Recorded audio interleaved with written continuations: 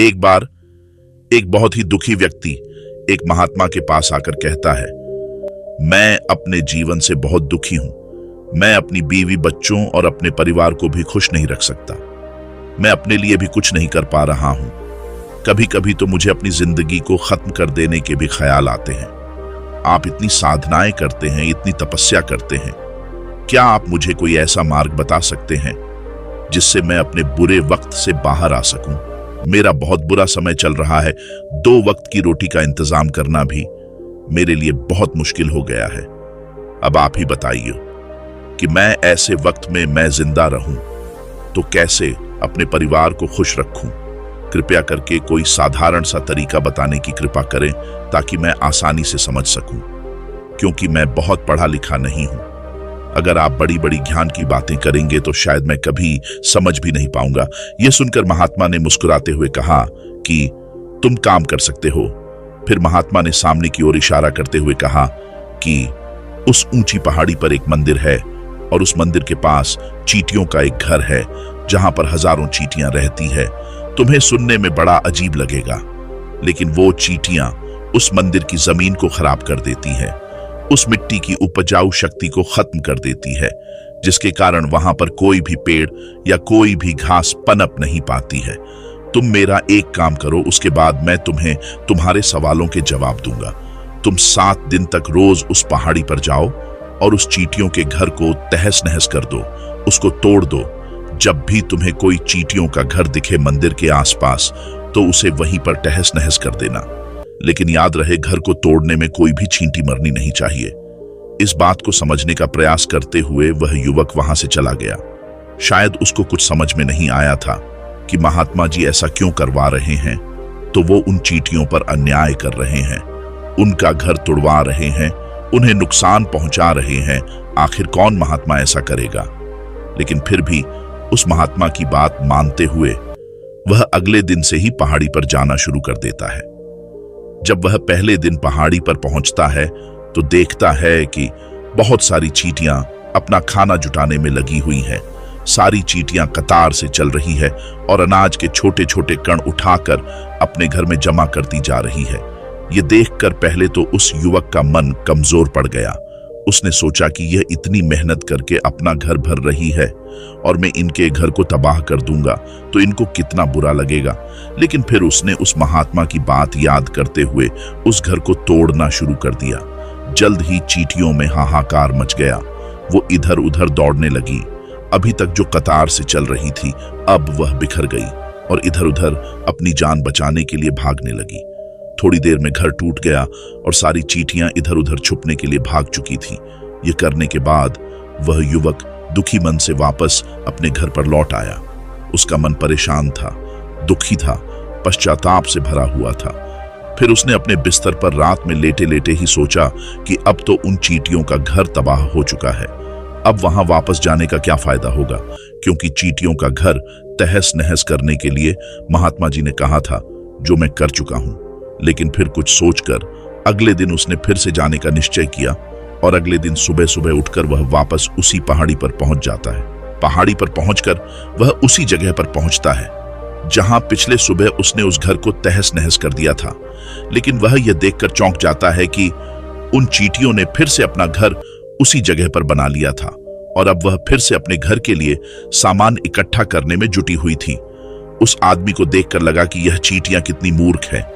इनको पता है कि कल ही इनका घर इसी जगह पर तबाह किया गया था और उसी जगह पर उन्होंने अपना नया घर भी बना लिया। और यह सोचकर वह आदमी हंसने लगा। लेकिन फिर से महात्मा की बात याद करते हुए उसने उन चींटियों का घर फिर से तबाह करना शुरू कर दिया। फिर से उन चींटियों में हलचल मच गई और थोड़ी देर में वो चींटियां इधर उधर अपनी जान बचाने के लिए भागने लगी। कुछ ही देर में उनका घर फिर से नष्ट हो गया और वह युवक थोड़ा संतोष के भाव से कि इस बार तो मैं अच्छी तरह से उस घर को तबाह कर दिया है, अब तो वह चींटियां यहां पर अपना घर बना ही नहीं पाएंगे। इसीलिए जाने से पहले उसने उस घर पर ठंडा पानी भी डाल दिया ताकि चींटियां वहां पर अपना घर न बना सके। और इस तरह अपना काम पूरा करके वह युवक फिर से अपने घर लौट आया। आज रात में सोते वक्त फिर से वह युवक यही सोच रहा था कि क्या महात्मा यह सही काम करवा रहे हैं? क्या किसी का घर तबाह करना किसी सिद्ध पुरुष को शोभा देता है? क्या हो अगर वह महात्मा सिद्ध पुरुष हो ही ना, तो क्या होगा? अगर वो मुझे बेवकूफ बना रहे हो। लेकिन फिर उसने निश्चय किया कि मैं अपने काम को पहले पूरा कर लेता हूँ, उसके बाद ही पता चलेगा कि महात्मा मुझसे ऐसा क्यों करवा रहे थे। और यही सोचकर वो रात में सो जाता है। अगले दिन सुबह उठकर वो फिर से उसी पहाड़ी की ओर निकल जाता है। पहाड़ी पर पहुंचकर वह उसी जगह पर पहुंचता है जहां पर उसने उनके घर को तबाह कर दिया था। और वह यह देखकर खुश हो जाता है कि वहां पर कोई भी घर नहीं था, सारी चींटियां वहां से भाग चुकी थीं। अब उसने सोचा कि अब मेरा रोज रोज आने का क्या फायदा होगा, क्योंकि चींटियां तो अपना घर बदल चुकी हैं और महात्मा जी ने मुझे 7 दिन आने को कहा था। लेकिन आज तो तीसरा ही दिन है, अब बाकी 4 दिन वापस आने का क्या फायदा होगा। और यही सोचकर उसने निश्चय किया कि यहां से वह सीधा उसी महात्मा के पास जाएगा और उनको यह सारी खबर बता देगा। जब वह वापस मुड़कर उस पहाड़ी से उस महात्मा की कुटिया की तरफ जाने लगा, तभी अचानक उसकी नजर एक और घर पर पड़ी जो कि चींटियों का ही बनाया हुआ था। मतलब कि वह घर चींटियों नहीं बनाया था और अब वो चींटियां नए घर में वास कर चुकी थीं। यह नया घर उनके पुराने घर से थोड़ी ही दूरी पर था। और जब उसी युवक की नजर उस घर पर पड़ी तो उसने सोचा कि शायद महात्मा को पता था कि यह चींटियां अपना घर यहां से बदलकर किसी दूसरी जगह पर बना लेगी, इसीलिए उन्होंने मुझे 7 दिन आने के बाद कहा था। और यह विचार करके वो उनका नया घर भी तोड़ने के लिए पहुंच जाता है। जब वह वहां पहुंचा तो चींटियां उसी तरह अपने कार्य में लगी हुई थी। वह अपने लिए खाना इकट्ठा कर रही थी और अपने घर में जमा कर रही थी। जब पुराना घर टूटा था, वहां भी अनाज के कण बचे हुए थे और चींटियां वहां से भी अनाज इकट्ठा कर करके वापस अपने नए घर में ला रही थी। अब यहाँ पर फिर से युवक का मन थोड़ा कमजोर पड़ गया, क्योंकि वह खुद भी कमजोर था, खुद भी वक्त का मारा हुआ था। इसीलिए उसके मन में उन चींटियों के प्रति दया का भाव उमड़ रहा था। उनके ऊपर उसे दया आ रही थी। वह चाहता था कि उनकी मदद करें, लेकिन वह उल्टा उनको नुकसान पहुंचा रहा था। लेकिन उस महात्मा की बात को याद करते हुए उसने फिर से उस घर को तोड़ने का निश्चय किया और उसने इस बार बड़ी ही सावधानी के साथ, बिना किसी चींटी को कोई नुकसान पहुंचाए, वह घर तबाह करना शुरू कर दिया। वक्त थोड़ा ज्यादा लगा, क्योंकि किसी भी चींटी को नुकसान न पहुंचने की शपथ महात्मा ने पहले ही रखी थी। इसीलिए उसको बड़ी सावधानी के साथ उन घरों को तबाह कर रहा था। लेकिन आखिरकार उसने उस घर को भी तबाह कर दिया और उस घर को तबाह करने के बाद वह बड़े ही दुखी मन से, इस बार वह पहले से भी ज्यादा दुखी था, क्योंकि उसने उनका नया घर भी तोड़ दिया था, चींटियों को बसने ही नहीं दे रहा था और वह अब अपने आप को शैतान या दानव समझने लगा था। लेकिन फिर भी उस महात्मा की बात को मानते हुए वह अपने घर पर दुखी मन से वापस आ गया। रात में सोने से पहले एक बार उसने फिर से सोचा कि मैं कितना बड़ा शैतान हो, कितना बड़ा दानव हो। पुराना घर तो छोड़ो, मैं उन चींटियों को कहीं भी बसने के लिए कोई जगह ही नहीं दे रहा हो। वो चींटियां मेरे बारे में क्या सोचती होगी? वो कितना बड़ा दानव होगा उस परमात्मा को जो मेरे द्वारा यह काम करवा रहा है। लेकिन फिर भी उसने अगले दिन जाने का निश्चय किया और अगले दिन सुबह सुबह वह फिर से वहां पर पहुंच गया। वह यह देखकर फिर से आश्चर्यचकित रह जाता है कि इस बार चींटियों ने एक और नई जगह पर अपना घर बना लिया था। वह तो पहले से भी ज्यादा ऊर्जा के साथ काम कर रही थी और उन्होंने एक रात में पहले से भी बड़ा घर बना लिया था और अब वो फिर से अपना अनाज और खाना इकट्ठा करने में जुटी हुई थी। यह देखकर उस आदमी को लगा कि यह चींटियां किस मिट्टी की बनी हुई हैं। मैं उनको बार बार यहां से भगाने की कोशिश कर रहा हूं और ये वहीं पर अपना घर बना लेती है। क्या इनको पता नहीं है कि मैं यहां पर कभी भी बसने नहीं दूंगा? यह छीनती है, दिखने में इतनी छोटी है, लेकिन फिर भी यह मुझसे हार नहीं मान रही है। बड़ी ताज्जुब की बात है। और इस बार उसने गुस्से में उस घर को तहस नहस करना शुरू कर दिया। लेकिन इस बार तहस नहस करते हुए कुछ चींटियां वहीं पर मार गई, उसके पैरों तले कुचल दी गई। कुचलने के बाद जब वह अपने अहंकार से बाहर आया तो उसने देखा कि गुस्से में उसने उन चींटियों को कितना क्षति पहुंचा दी है। उसका मन पश्चाताप से भर गया और वह रोता हुआ अपने घर की तरफ बढ़ गया। रात में सोते वक्त उसने सोचा कि मैं उन चींटियों पर बहुत ज्यादा अत्याचार कर रहा हूं, अब इससे ज्यादा अत्याचार मैं नहीं कर पाऊंगा। और यही सोचकर वह अगले दिन उन चींटियों के लिए अपने घर से थोड़ा आटा लेकर उसी पहाड़ी पर पहुंच जाता है। आज उसके मन में उन चींटियों के प्रति श्रद्धा का भाव था, दया का भाव था। आज वो उनकी मदद करना चाहता था। और जब वह वहां पर पहुंचा तो चीत या फिर से अपने नए घर को बनाने में जुटी हुई थी। उसने बड़े ही करुणा के साथ उन चींटियों को अपना लाया हुआ आटा खिलाया। अगले 7 दिनों तक वह ऐसा ही करता रहा। वो रोज सुबह जाता है, उन चींटियों को अपने हाथों से आटा खिलाता। 7 दिन के बाद वह युवक उस महात्मा के पास पहुंचकर हाथ जोड़कर बोलता है कि है महात्मा जी, मुझे माफ कर देना। मैंने उन चींटियों का घर तबाह करने के लिए बहुत कोशिश की। मैंने उनका घर तबाह किया भी, 1 बार नहीं 4 बार मैंने उनका घर।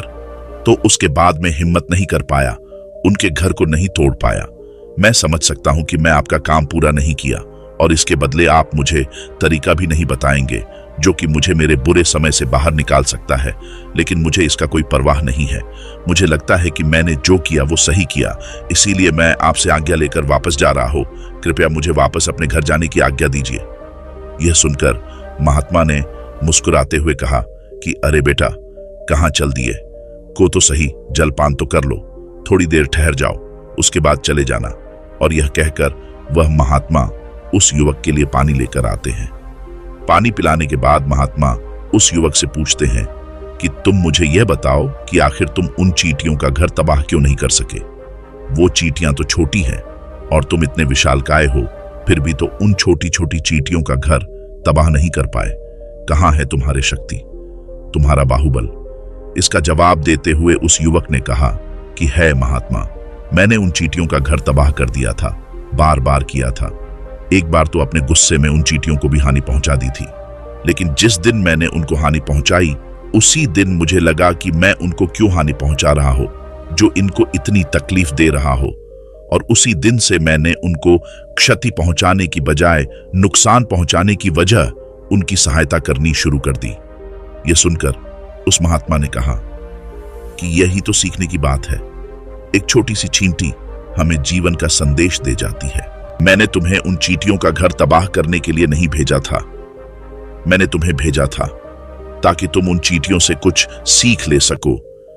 तुम्हें क्या सीख मिली, उन चींटियों से क्या मुझे बता सकते हो?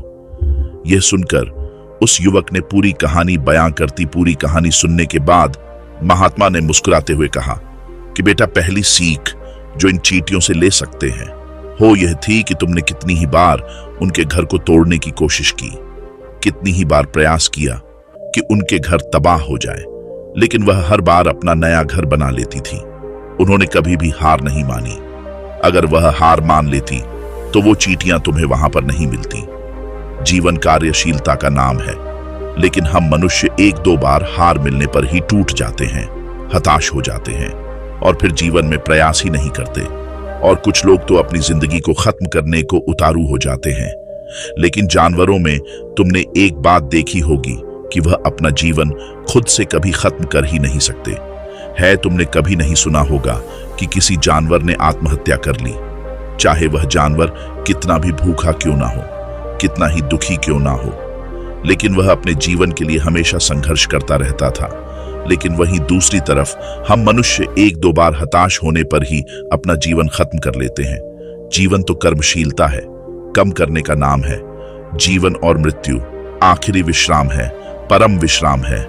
इसीलिए मृत्यु से पहले कम करना कभी मत छोड़ना, क्योंकि मृत्यु के बाद तो तुम परम विश्राम में चले ही जाओगे। तो उससे पहले कम करना क्यों छोड़ रहे हो, क्यों हताश हो रहे हो? अगर तुम्हारा एक घर टूट गया है तो दूसरा घर बनाने का प्रयास करो, कोशिश करो। और कोशिश करने वालों की कभी हार नहीं होती। ये तुम उन चींटियों से देख चुके हो, देखने में तुमसे कितनी छोटी है वो चींटियां, और तुम इतने बड़े हो, लेकिन उनका मन तुम्हारा मन से इतना बड़ा है, इतना विशाल है, इतना दृढ़ संकल्प है कि इतनी बार घर टूटने पर भी उन चींटियों ने कभी हार नहीं मानी। दूसरी सीख यह है कि जब भी हमारे ऊपर बुरा समय आता है, हमें लगता है कि यह समय कभी नहीं जाएगा, यह समय मेरे जीवन को बर्बाद कर दे, मुझे कभी नहीं जीने देगा। और अपने इन्हीं ख्यालों से, अपने इन्हीं विचारों से, जिसका असलियत में कोई भी अस्तित्व नहीं है, वह सिर्फ विचार है, और वही विचार हमारे मन को दुखी कर देती है, और इसीलिए हम प्रयास करना भी छोड़ देते हैं। लेकिन तुम खुद सोचो कि बार बार प्रकृति हमें छाती पहुंचाएगी, इंसान पहुंचाएगी, लेकिन कब तक पहुंचाएगी? अगर हम बार बार फिर से उठकर फिर से नया प्रयास करते रहेंगे तो प्रकृति भी हमारे सामने घुटने टेक देगी, और वह भी एक दिन हमारे ऊपर दयावान हो जाएगी, कृपालु हो जाएगी और वो हमें सब कुछ देने लगेगी जिसकी हमने कभी कामना की थी। तुमने खुद देखा कि तो चींटियों को तबाह करने के लिए पहुंचे थे, लेकिन बाद में तुम ही उन चींटियों को अनाज और आटा देने लगे ही उन पर कृपालु हो गए। क्यों हुए? क्योंकि तुमने देखा कि वो जीत या हार ही नहीं मान रही है। इसी तरह अगर तुम भी अपने जीवन में कभी हार नहीं मानोगे तो एक न एक दिन यह प्रकृति तुम्हें वो सब कुछ देगी जो तुम अपने जीवन में पाना चाहते थे।